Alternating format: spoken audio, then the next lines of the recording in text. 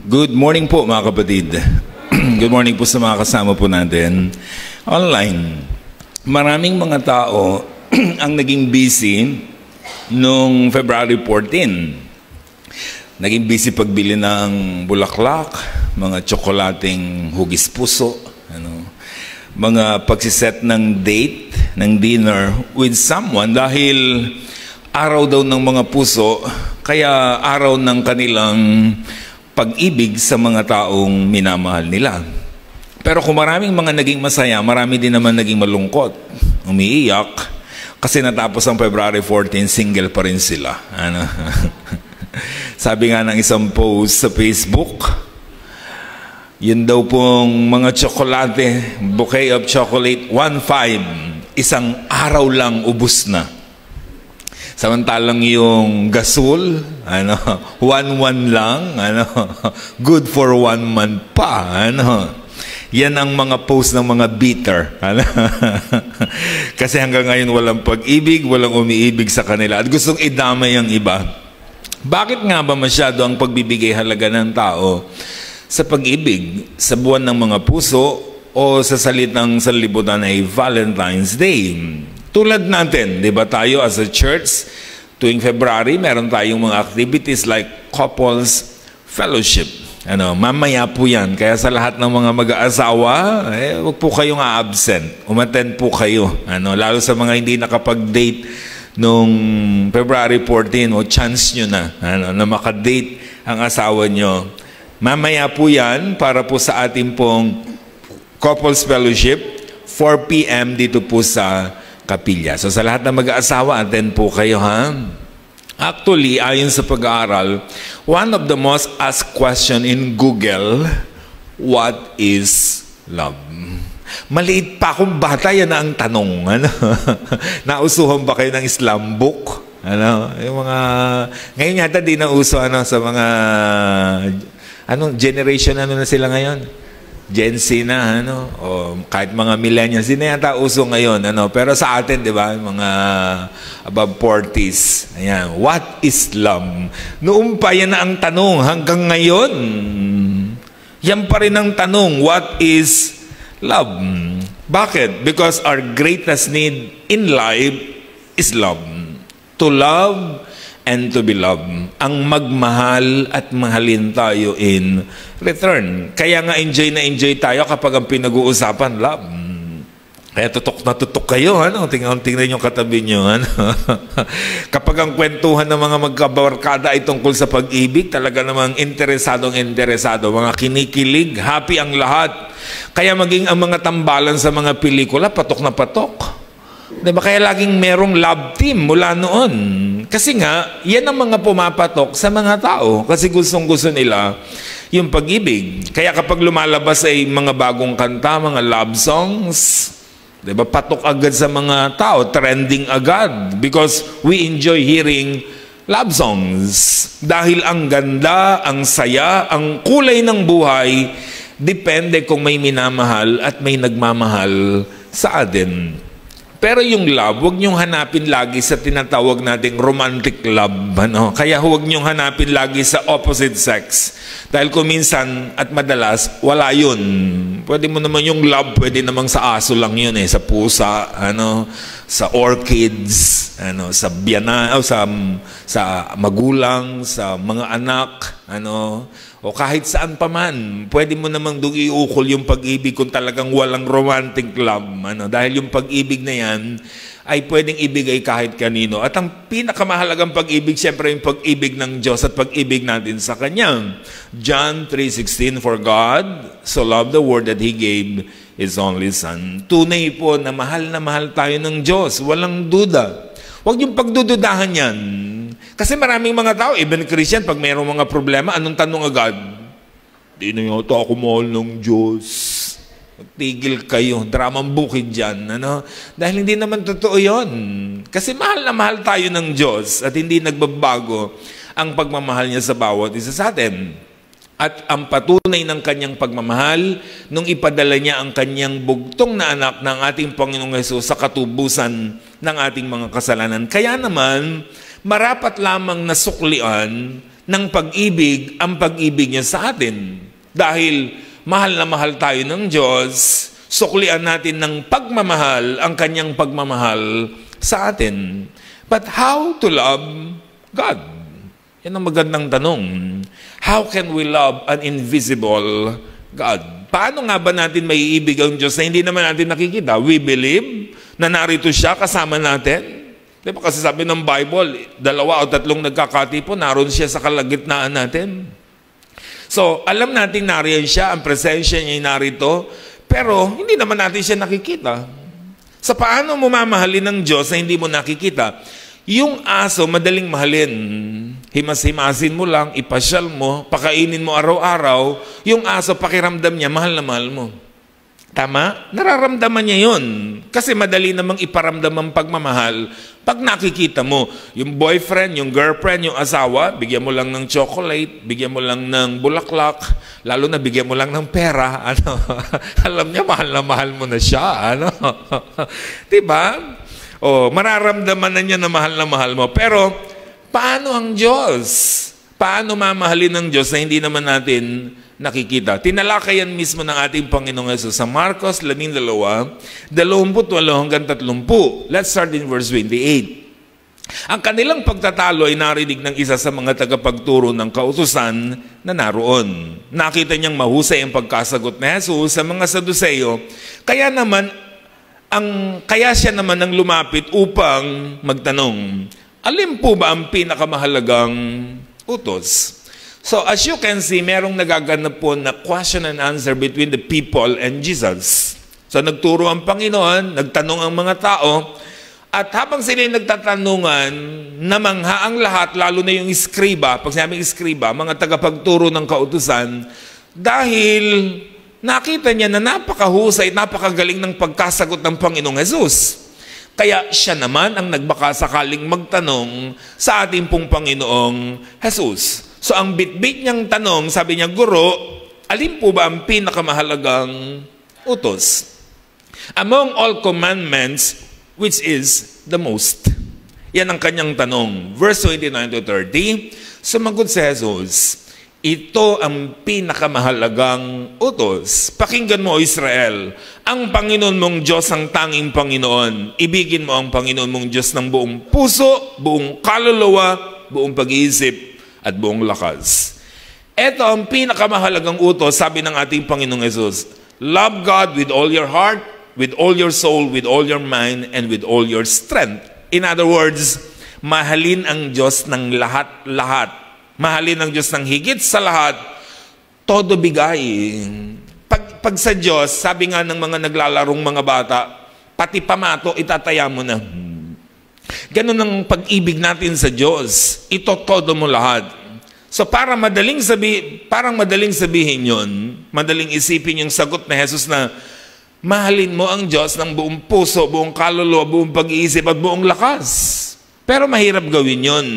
Alam niyo kung bakit? Dahil invisible siya. Paano mo gagawin yun sa Kanya? Hindi mo naman siya kayang abutan ng kapit pandesal. Di naman nagugutom ang Diyos. Di ba? Di naman niya kailangan yun. Di mo naman siya pwedeng alagaan. Wala naman siyang sakit. Hindi mo naman siya pwedeng dalawin at kayang dalawin kasi nasa langit siya. Ngayon, depende na lang kung gusto ninyong dalawin. Kung ayaw pa, mahirap, di ba? O hindi mo naman siya kayang yakapin kasi espiritu siya. Hindi mo naman siya pwedeng bigyan kasi wala naman siyang kailangan. So how to love God? Paano nga ba mamahalin ng Diyos? Tuloy natin, verse 31. Ito naman ang pangalawa. Ibigin mo ang iyong sagot ni Jesus. Diba? Pag nag-isip kang mabuti, parang ganitong ibig sabihin ng Panginoon. Gusto mong mahalin ang Diyos, mahirap yun.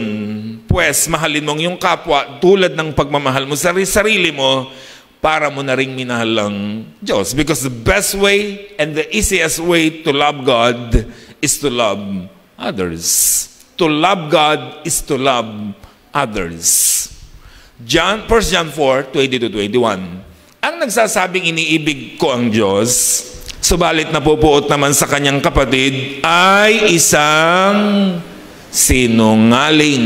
Kung ang kapatid na kanyang nakikita hindi niya magawang ibigin, paano niya maiibig ang Diyos na hindi naman niya nakikita? Ito ang utos na ibinigay sa atin ni Kristo. Ang umiibig sa Diyos ay dapat ding umibig sa kanyang kapatid. Sabi ni Apostol Juan, ang sino mang umiibig sa Diyos, dapat ipinakikita niya sa pamagitan ng pag-ibig niya sa kanyang kapwa. Napakasimple, di ba? Turo ng Panginoong Hesus, turo ng kanyang mga apostol. Ito po yung napakahalagang bagay na dapat natin ginagawa, mahalin ang Diyos. Paano natin maipapakita ang pagmamahal sa Diyos? Mahalin ang kapwa. Dahil lang sabi niya, kahit magkakanta kayo ng I love you Lord, I love you Lord, pero pag tinignan mo yung katabi mo, namumuhi ka, sinungaling ka, sabi niya. Kata-kata ka ng mahal na mahal kita. Kala ko naman bigay todo ka pa. Tapos, ako sa 5 a.m. na lang ako sasamba kasi nasa 7:30 siya. Tapos kanta mo, mahal na mahal ko. Mahal na mahal kita, Panginoon. Anong sabi ng Bible? Anong tawag sa kanya? Sinungaling. Tingnan mo katabi mo. Mukha bang sinungaling? Yeah. Siya ba ang pinatatamaan ni Apostol Juan? Diba? Hindi mo mahahawakan ng kamay ng Diyos. Tama? Hawakan mo ang kamay ng iyong kapwa. Hindi mo mangingitian ng Diyos. Makipagnitian ka sa iyong kapwa. Hindi mo matutulungan ng Diyos, tulungan mo ang iyong kapwa. Hindi mo madadalaw ang Diyos, dalawin mo ang iyong kapwa. Hindi mo mababati ang Diyos, makipagbatian ka sa iyong kapwa. Hindi mo mabibigyan ng Diyos, bigyan mo ang iyong kapwa. In other words, gawin mo sa kapwa mo ang gusto mong gawin sa Diyos. Mahalin mo ang iyong kapwa kung gusto mong mahalin ang Diyos. Ganun lang kasimple ang mga kapatid. Dahil ano mang gawin natin sa ating kapwa, sa Diyos natin yung ginawa. Sabi ng Matthew 25:40, whatever you did for one of the least of these brothers and sisters of mine, you did for me. So ano mang gawin mo sa iyong kapwa, sabi mismo ng ating Panginoong Hesus, sa akin mo yung ginawa. Kasi yun ang dapat nating natututunan. So kung mamahalin mo ang Diyos, para patunayan yun, mahalin mo ang kapwa mo. Ngayon, kung sabi ni Juan, kung hindi mo naman minamahal ang yung kapwa, nagsisinungaling tayo. Hindi talaga natin tunay na mahal ang Diyos. 32 to 33. Wika ng tagapagturo ng kautusan, tama po, guro. Totoo ang sinabi ninyo. Iisa nga ang Diyos at wala nang iba liban sa Kanya. At higit na mahalaga ang umibig sa Kanya ng buong puso, buong pag-iisip, buong lakas, at ang umibig sa kapwa gaya ng pag-ibig sa sarili, take note, kaysa magdala ng lahat ng handog na susunugin at iba pang mga alay. Sabi nung teacher of the law, yung scribe, agree po ako sa sagot niyo, guro. Sabi niya, na ang pinakamahalagang utos, mahalin ang Diyos ng lahat-lahat. At para maipakita ang pagmamahal sa Kanya, mahalin ang Kanyang kapwa gaya ng pagmamahal niya sa Kanyang sarili. Hindi sa pamagitan ng mga rituals, mga paghahandog, at mga pagiging aktibo sa anumang mga pagtitipon. Dahil nawawalan ng kabuluhan ang lahat ng ito kung wala naman tayong pagmamahal sa ating kapwa. True religion is to love people. To be good to people.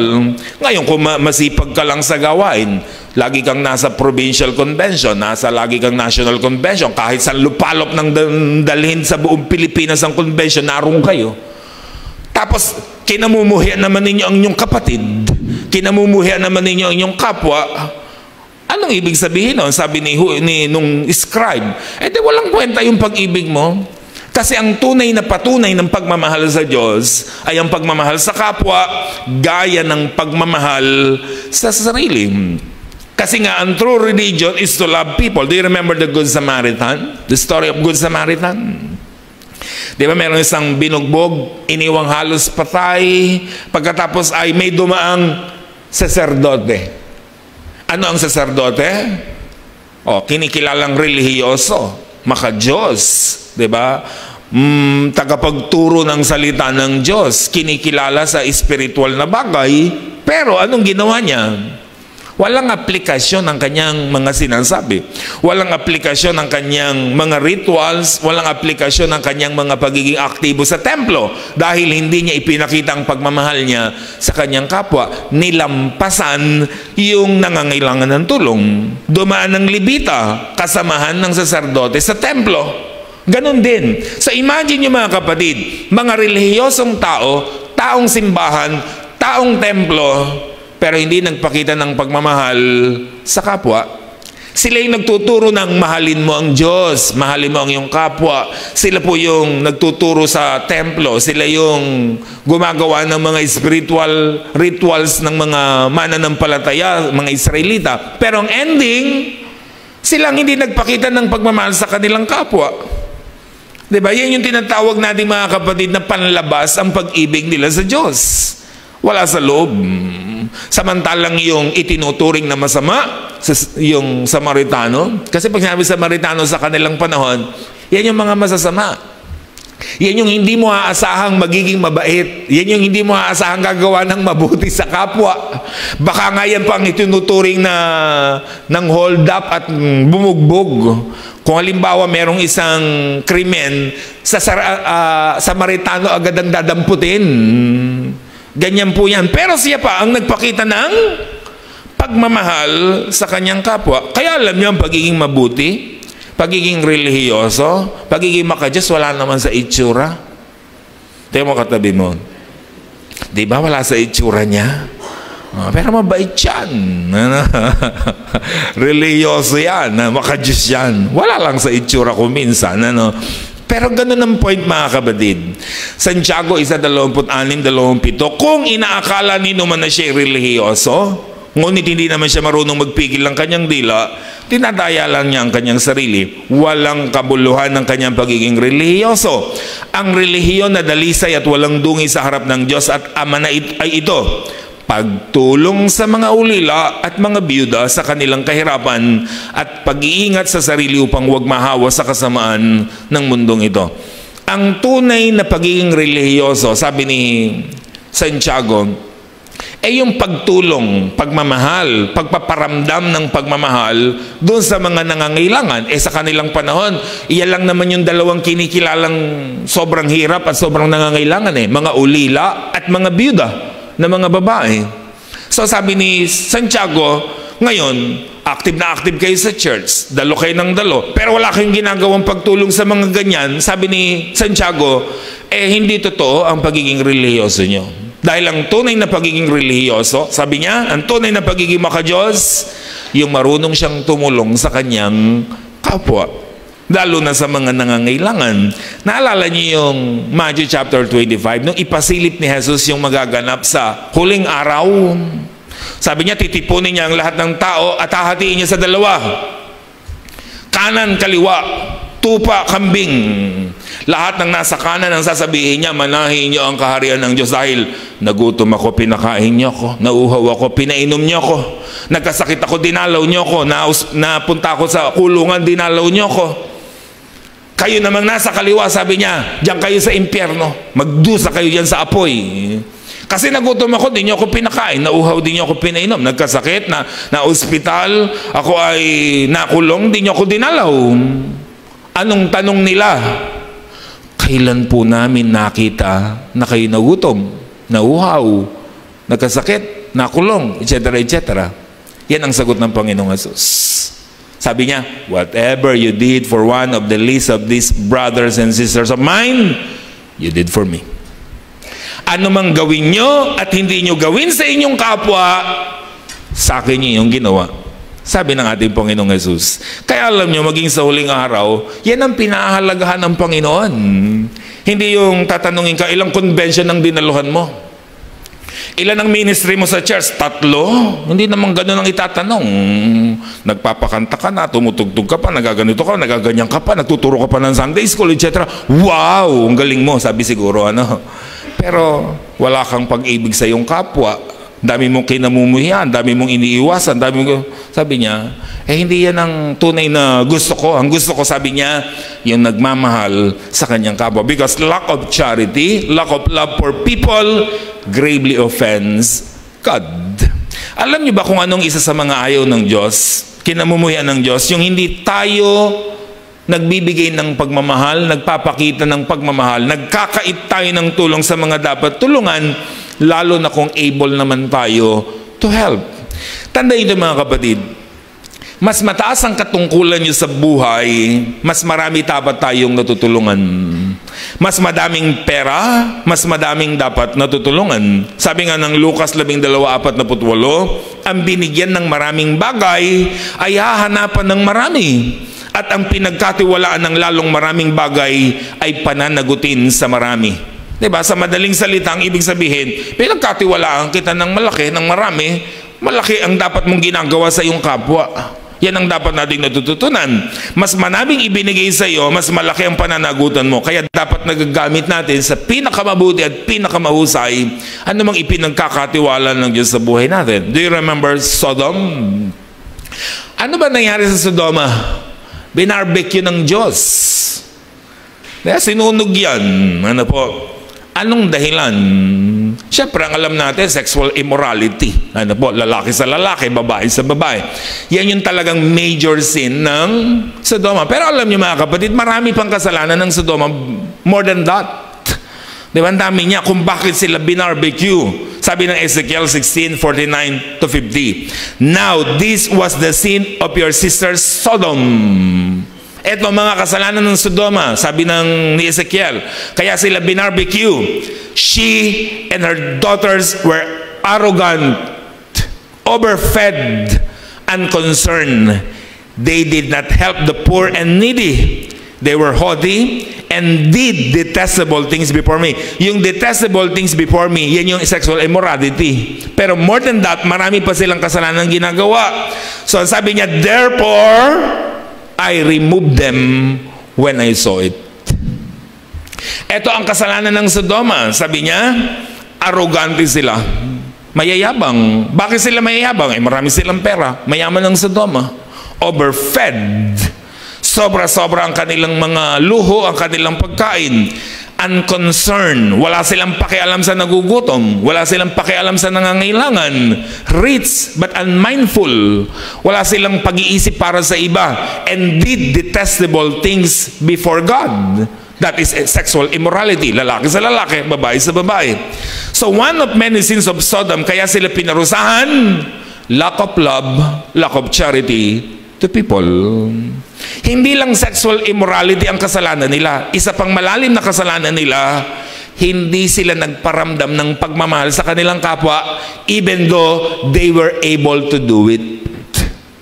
Kaya nila, able sila, pwede silang gawin yon kasi they were overfed, they were rich, pero hindi nila ginawa, kaya sila nilitsyon, sinunog.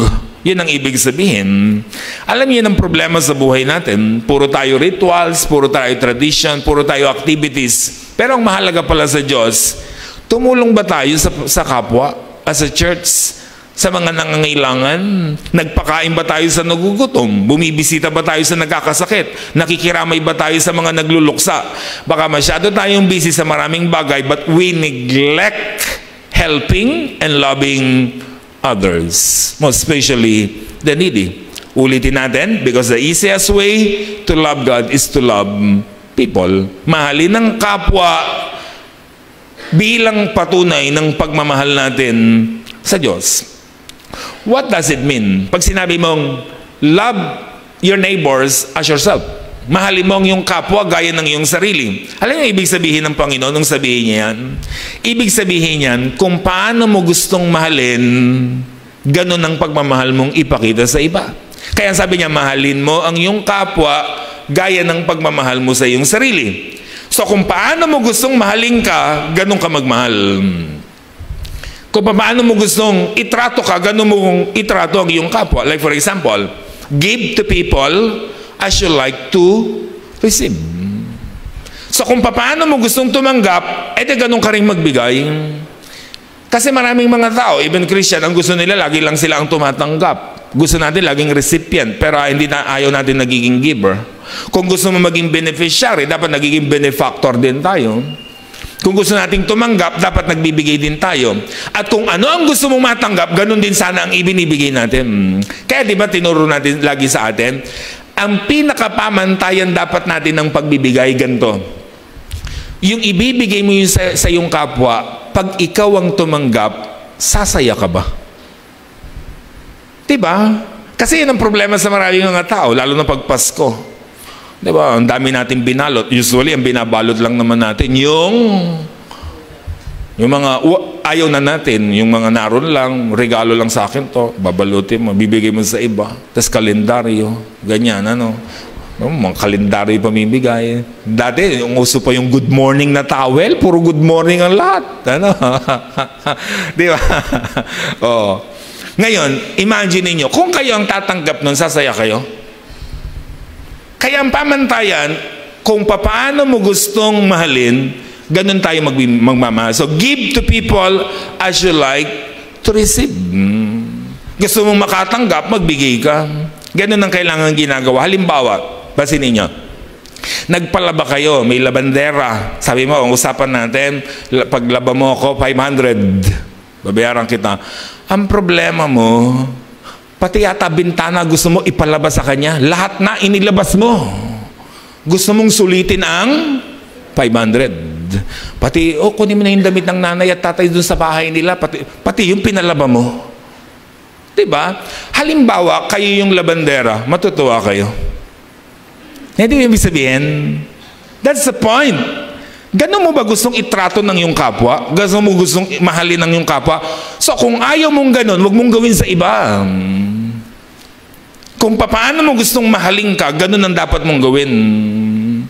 Hindi yung parang gusto mo yata sumukan ng dugo ang labandera, lahat ibibigay mo para sulitin ang 500. Alas 6 ng hapon, di pa siya nakakauwi, nagkukusot pa. Diba? Ganun ang ibig sabihin. O halimbawa, usapan nyo 500, ginawa mong 600. Ikahihirap mo ba yun? Usapan nyo 500, ginawa mong 650. Ginawa mong 700. Whatever. Ito yung point na gustong ipakita ng Diyos sa bawat isa sa atin. Kung paano mo gustong mahalin, ganun ka magmahal. Kung paano mo gustong tumanggap, ganun tayo magbigay. Forgive as you like to be forgiven. Di ba gusto natin napapatawad tayo? Pag nagkakamali tayo, gusto natin, pag humingi tayo ng sorry, patawarin tayo agad. Baligtarin mo mga kapatid. Ikaw yung ginawa ng masama, marunong ka bang magpatawad? Diba? Minsan ganun ang problema sa atin. Pag may gumawa mali sa atin, sorry na siya, talagang todo pagsusorry na. Tapos ikaw ay dramang bukid pa, diba? Tapos, pag ikaw naman lang nagsosorry, parang mag-asawa lang yan, diba? Yung sa mag-asawa, pag ang nagkamali ay babae, gagalit yung lalaki, gagano lang yung babae. Anong gagawin ng lalaki? Yayakapin na. O, sige na. Pag yung lalaki nagkamali, may bulaklak na, may tsokolate na, may sorry na, may lupaluhod na. Anong gagawin yung babae? O, di ba? Kayo na humusga, bahala kayo. Ano? It is cheaper to forgive than to be angry all the time. So do not punish yourself by not forgiving. So mahalaga yan. Gusto mong napapatawad, magpatawad ka rin. Huwag niyong susunugin ng tulay na kayo rin ay dadaan doon. Kasi minsan ganun tayo, pinuputol natin ng tulay, di ba, na ang ending tayo rin naman ay dadaan doon kasi magkakamali rin tayo at hihingi rin tayo ng sorry. So paano natin tatanggapin yung pagpapatawad kung tayo mismo hindi marunong magbigay nito? Help people as you like to be helped. Gusto nating laging natutulungan, naalalayan, ganun din sana ang ginagawa natin sa ating kapwa. Roma 16:2, tanggapin ninyo siya alang-alang sa Panginoon gaya ng nararapat nating gawin bilang magkakapatid. Tulungan ninyo siya sa anumang pangangailangan niya sapagkat marami siyang natulungan at ako'y isa sa mga yun. So inihabili ni Apostle Pablo si Phoebe na asikasuhin, tulungan, mahalin dahil, sabi niya, matulungin din yan. Sabi niya, marunong yan tumulong, kaya suklian natin ng tulong at pagmamahal.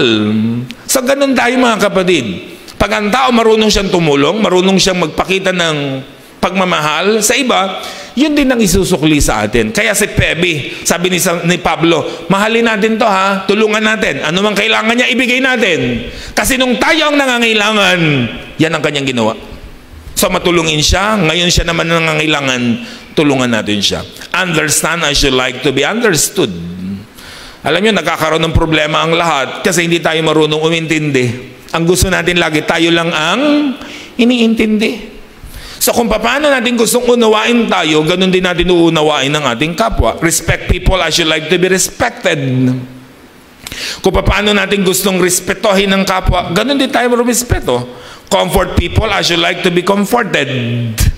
Talk about others as you want to be talked about. Hindi yung pinagchichismisan yung kapwa nyo. Kayo ba gusto nyo pinagchichismisan kayo? So kung paano nyo gustong pag-usapan, ganun din sana pinag-uusapan natin sa kapwa natin. Value people as you want to be valued. Pag dinignan nyo mga kapatid, ang sinasabi lang natin, napakasimpleng mga bagay.